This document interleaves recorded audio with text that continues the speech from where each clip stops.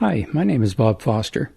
As a cure for pandemic boredom, I started playing the harp about 6 months ago, and I'm really enjoying it. This video is about my use of a dead tree branch and limb to make an outdoor forest harp to amuse our grandchildren as they walk through the path in our woods. Let's start with some basics. This is a real harp.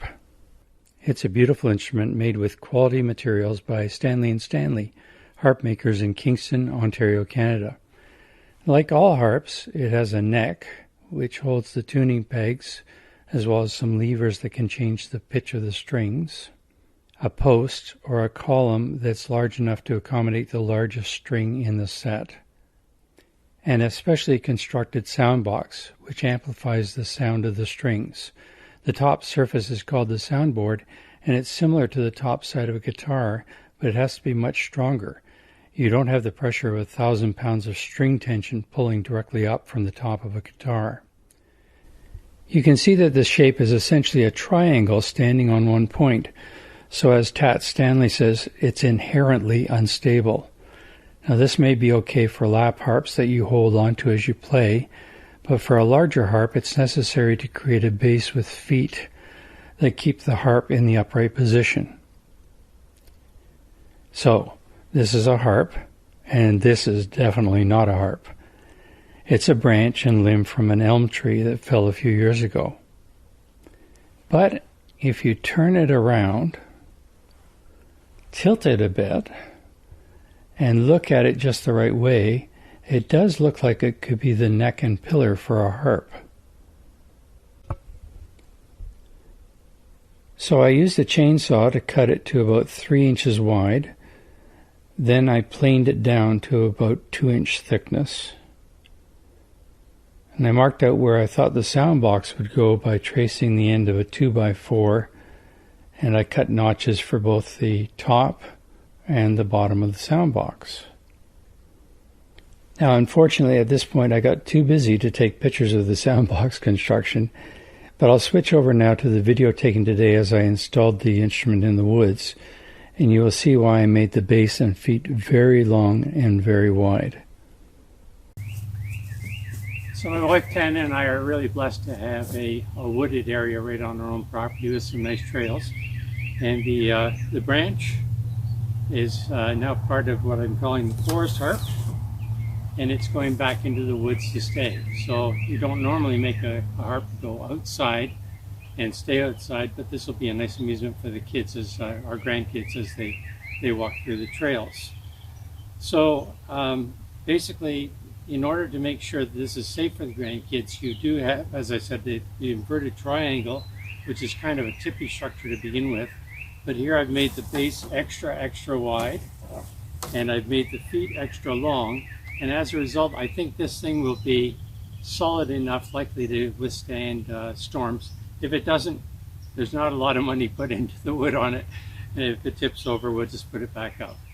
One thing that will happen is before I leave this project, I will give the whole thing a good waterproofing with a water repellent.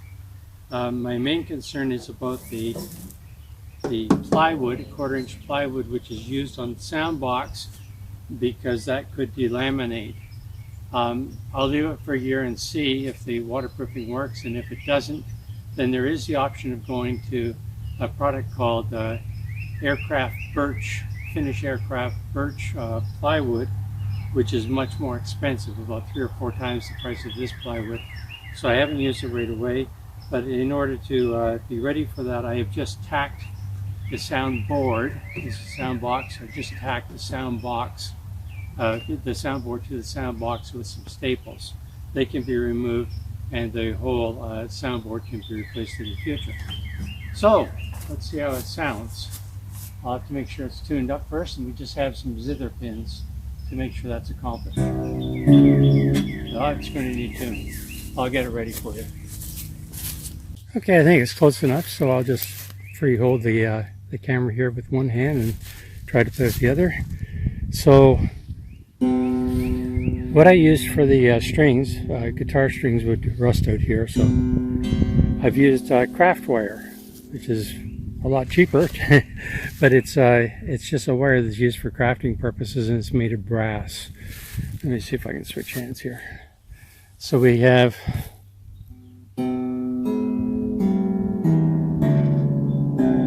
there's the lowest note. Lots of sustain. The notes just keep ringing and ringing. Okay, how about a tune?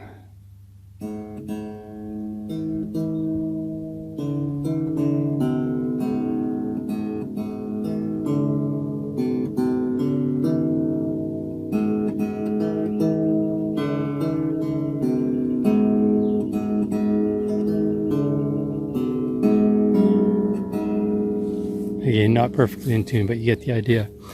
And it'll be fun for the grandkids. Now, I purposely, with this one, did not put a back on it because I know that would result in squirrels making nests inside it. I did do one thing else in case anybody's trying to build something like this. These boards are for outdoor planking from a deck, and they're softwood. And the neck, of course, is hardwood. It's actually elm, a dead elm tree. So in order to make sure that they stay, I had to put some additional wood right under there, you can see, and additional wood at the bottom to make a sandwich. And the additional wood is ash.